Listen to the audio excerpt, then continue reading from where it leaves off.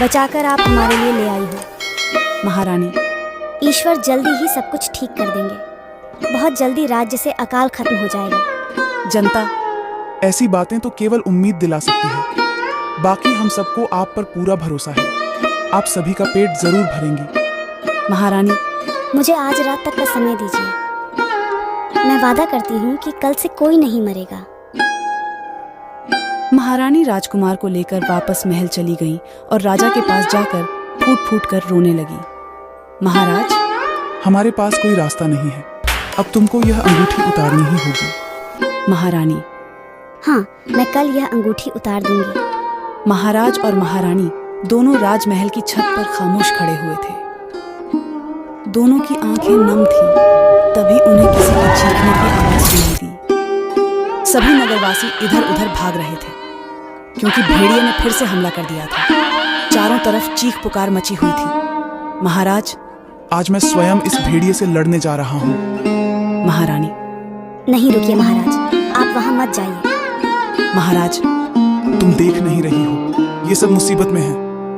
महारानी, लेकिन आपको कुछ हो गया तो?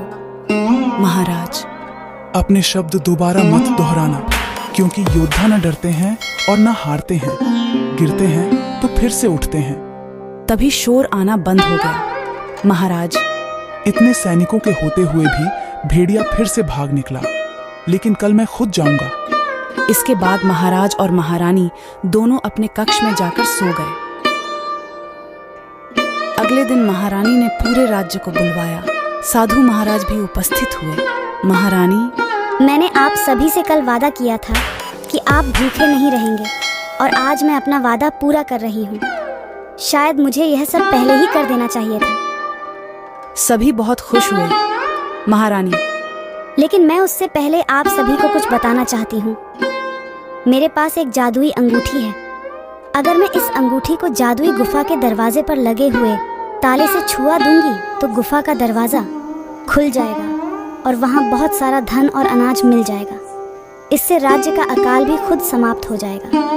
पूरा राज्य खुशहाल हो जाएगा और वह भेड़िया भी फिर कभी नहीं आएगा। सभी लोग खुशी से झूमने लगे। जनता, महारानी जी, हम लोग इतने दिनों से भूख से मर रहे थे। आपने पहले यह क्यों नहीं किया?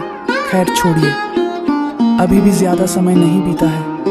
महारानी, उस दिन से मैं एक माँ बनकर सोच रही थी, लेकिन आज सबके चेहरे दिख रहे हैं। सबकी भूख दिख रही है। भेड़िए का क्रोध दिख रहा है।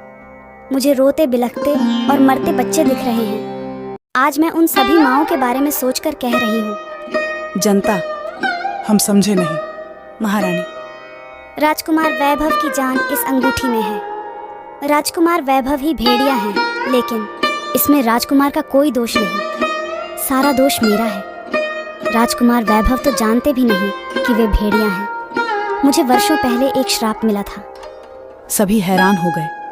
महारानी, आप लोग मेरे उस श्राप की वजह से परेशानी झेल रहे हैं। जनता, महारानी, राजकुमार राजा साहब और आपकी तरह ही दयालु हैं। आप यह अंगूठी मत उतारिए। हमें अपनी मौत स्वीकार है, लेकिन राजकुमार को कुछ नहीं होना चाहिए। पूरी प्रजा की आंखें नम थीं। सभी ने आपस में सहमति जताई और अंगूठी उतारने के लिए मना किया। रतन, नगरवासी, राजकुमार ने नन्ही सी उम्र में हमारे लिए बहुत कुछ किया है और इसमें राजकुमार का कोई दोष भी नहीं है।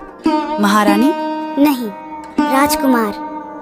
माँ, आपने मुझसे इतना बड़ा रहस्य क्यों छुपा कर रखा?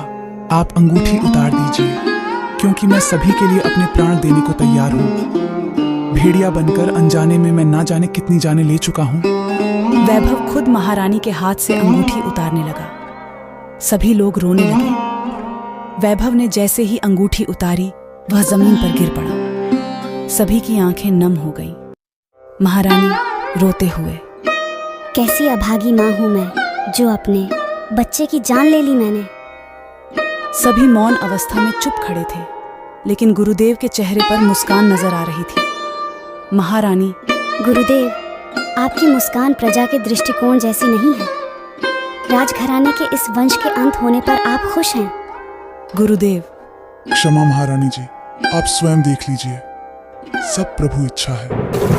तभी बहुत तेज बारिश और तूफान आया। सभी लोग बारिश में भीगने लगे। बारिश की बूंदों से वैभव भी जीवित हो गए, जिसके बाद सब हैरान हो गए और खुशी में सब ईश्वर का धन्यवाद करने लगे। महारानी, वैभव, मेरे पुत्र, तुम ठीक हो? तुम बिल्कुल ठीक हो। महारानी, हे ईश्वर, तेरा बहुत बहुत धन्यवाद। गुरुदेव, तुम्हारी सत्य निष्ठा, दयालुता और ईमानदारी से ईश्वर बहुत प्रसन्न है।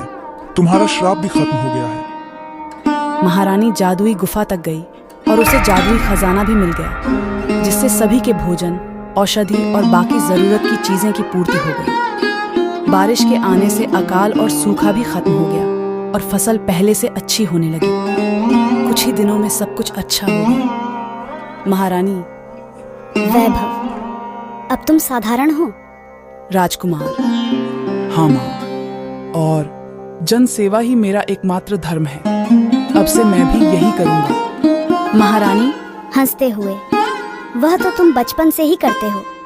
और जिस राजकुमार ने अपनी प्रजा की खुशी में अपनी खुशी ढूंढ ली, वह अपने आप ही महानता की तरफ अग्रसर हो जाता है। राजा भैरव सिंह अच्छे से राज्य चलाने लगे। महारानी तारा भी श्राप मुक्त हो चुकी थी और बहुत खुश थी। इसके बाद पूरा परिवार राजकुमार के साथ खुशी खुशी रहने लगा।